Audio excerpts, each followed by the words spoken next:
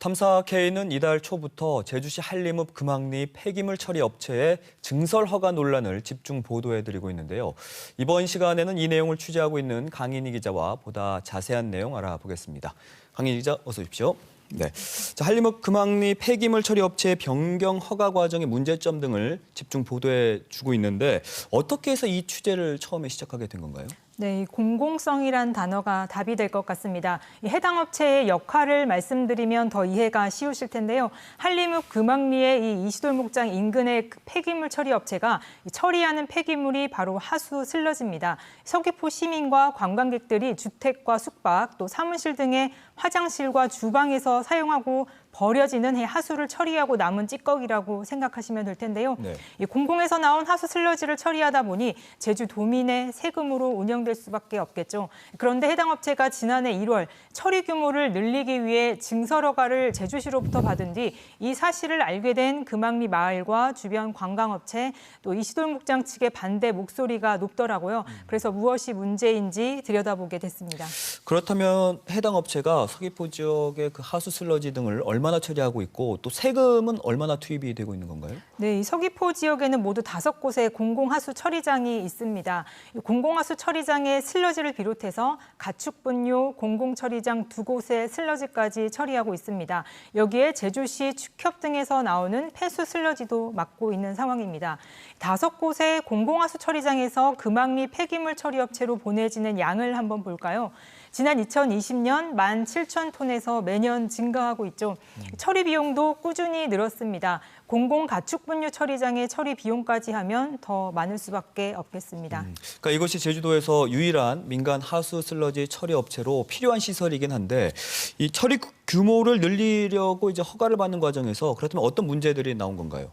네, 이 해당 폐기물 처리 업체는 사실상 도내에서 발생하는 슬러지 처리를 맡고 있는데요. 이런 상황에서 이 해당 업체는 하수 슬러지 발생량 증가를 우려해서 이 기존보다 하수 슬러지 건조량을 100톤에서 300톤으로 3배 늘리고 폐플라스틱과 폐섬유 등을 소각하기 위한 35m 굴뚝을 설치하겠다는 계획을 세운 겁니다.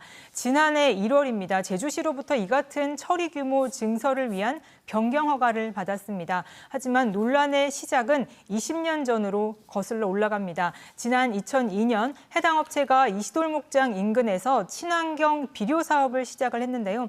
당시 이시돌 목장 측에서도 이 해당 업체가 친환경 퇴비 사업을 한다고 하자 목장의 운영 방향과도 맞아 크게 문제 삼지 않았다고 합니다. 흔히 대토라고 하죠. 위치 조정을 위해서 서로 토지만 맞바꾸며 운영에 동의를 한 건데요. 그런 운영 과정에 하수 슬러지 등을 야적하며 주변 환경 오염과 악취 문제가 시작된 겁니다.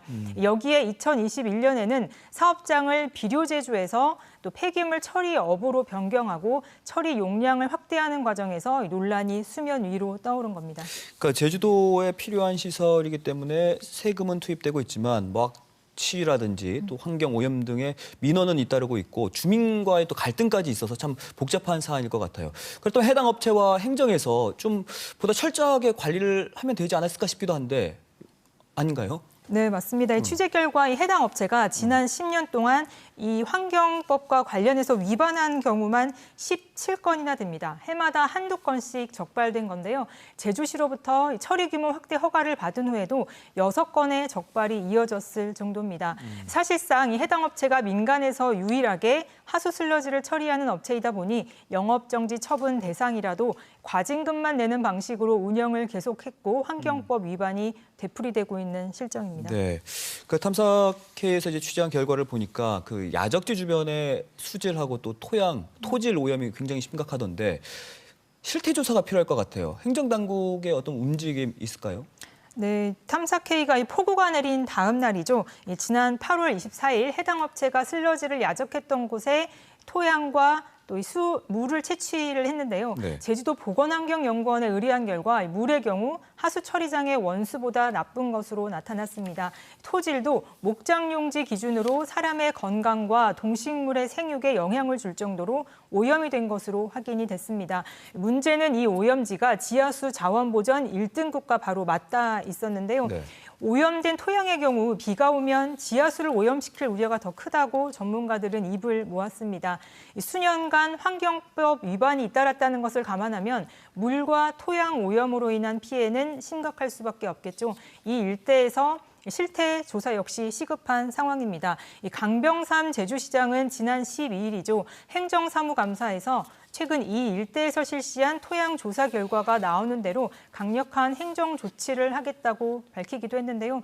결과에 따른 행정 조치도 중요하지만 이 수년간 이 슬러지 야족으로 이 일대가 얼마나 훼손됐고 어떤 피해가 있었는지 그리고 추가 피해를 막기 위한 대책이 시급합니다. 네, 제주도 상하수도 본부도 도의회 행정사무감사에서 해당 업체의 하수 슬러지 입찰 제한을 검토하겠다라고 했는데 혹시 진행된 사항이 있을까요? 네, 이 서귀포 지역 하수 슬러지 대책 마련이 시작이 됐습니다.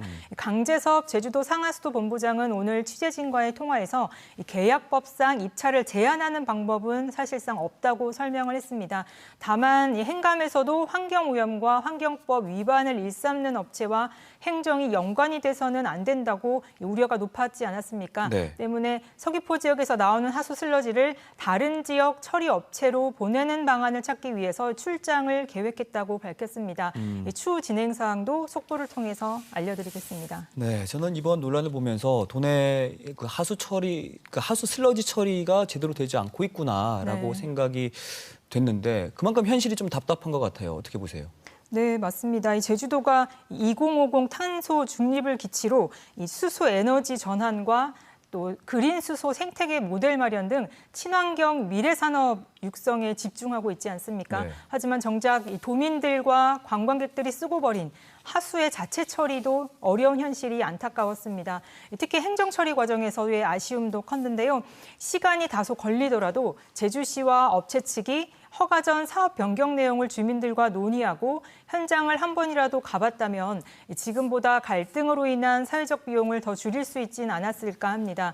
제주시는 이번 사태와 관련해 대책을 찾기보다 또 제도와 규정의 한계를 잇따라 강조했는데요. 네. 지난 8월 군산시의 경우 한 폐기물 소각시설 건축 허가와 관련해서 폐 목재류와 슬러지 소각은 다이옥신과 미세먼지 등이 발생해 주민 건강과 환경 오염에 영향을 준다는 등의 이유로 불허하기도 했습니다. 이 되새겨볼 만한 대목이죠. 네. 한편 해당 업체 측은 이번 논란과 관련해서 환경오염을 한 적이 없고 물류 비용 등을 감안하면 수익도 없다며 제주 환경을 생각해 처리 용량 증설이 불가피하다고 전했습니다. 그러면서 이 소각 시설을 없애는 방안도 검토하고 있다고 밝혀왔습니다. 네, 지금까지 10차례 가까이 집중 보도를 했는데 혹시 앞으로 탐사 K 취재가 더 이어지나요? 네.